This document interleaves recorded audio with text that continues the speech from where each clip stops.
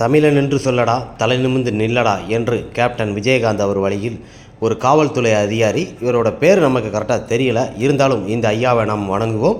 மிக சிறப்பான ஒரு காவல்துறை அதிகாரி கேப்டன் விஜயகாந்த் அவர்கள். பல திரைப்படங்கள், 30க்கும் மேற்பட்ட திரைப்படங்களில் காவல் வேடங்களில் தான் கேப்டன் விஜயகாந்த் நடித்திருப்பார். இந்த ஐயா தன்னோட பணிக்கு செல்வதற்கு முன் நமது கேப்டன் விஜயகாந்த் அவர்களை வணங்கிவிட்டு, இதே தெய்வத்தை வணங்கிவிட்டு பணிக்கு செல்கிறார். மிக அற்புதமான ஒரு நேர்மையான அதிகாரியாக இருப்பாங்க. இப்போ இருக்கிற போலீஸ் அதிகாரிலாம் நிறைய பேரை பார்த்தீங்கன்னா, ஒரு டிராஃபிக்கில் இருக்கட்டும், எவனோ ஒரு ஏழப்பட்ட ஒரு அப்பாவிங்களை தான் பிடிச்சி கேஸ் போட்டு அவங்கள்ட்ட ஃபைன் வாங்குவாங்க. அவன் உழைக்கிற சம்பளமே ஒரு 500, 300 தான் இருக்கும். அதையே அவங்க கேட்டிங்கன்னா ஃபைனுன்னு போட்டு லஞ்ச ஊழல் துறை இந்த மாதிரி அதிகாரிகள் தமிழகத்தில் நிறைய முக்கு மூளைக்கு இருக்கிறாங்க. ஆனால் அந்த அதிகாரிகள் பல்லாண்டு வாழ வேண்டும், 100 வயசு வர நல்லா இருக்கணும். இந்த ஐயா காவல்துறை என்பது இப்படி தான் இருக்கணும். நம்ம கேப்டன் விஜயகாந்த் அவர்களை தெய்வமாக வணங்கிவிட்டு பணிக்கு செல்லும் மிக பணிவோடு தாழ்மையோடு இவரை நம்ம வணங்கிக்கலாம். ஏன்னா இப்படி ஒரு அதிகாரி தமிழகத்தில் இருப்பது மிக ஒரு சிறப்பு.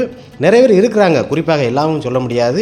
நிறைய அதிகாரிகள் பாவப்பட்ட ஏழை எளிய மக்கள்களை தான் இது பண்ணுறாங்க. கேப்டன் விஜயகாந்த் ஒவ்வொரு வசனமும் அனல் பறக்க காவல்துறையில் பேசியிருப்பார். நீங்கள் மக்களுக்கு தான் பாதுகாப்பு, ஆனால் மக்கள்கிட்ட இருந்தே பிடுங்கி சாப்பிட்றீங்களே அப்படின்னு சொல்லி கேப்டன் ஒவ்வொரு வசனமும் ஒவ்வொரு திரைப்படத்திலையும் அனல் பறக்க பேசியிருப்பார். இந்த ஐயா அவர்களுக்கு மிகப்பெரிய ஒரு நன்றி. காவல்துறை என்றால் இப்படி தான் இருக்க வேண்டும். நமது கேப்டன் விஜயகாந்த் அவர்களை வணங்கி சென்றது மிகப்பெரிய ஒரு பணிவோடு துணிவோடு காவல்துறை அதிகாரி.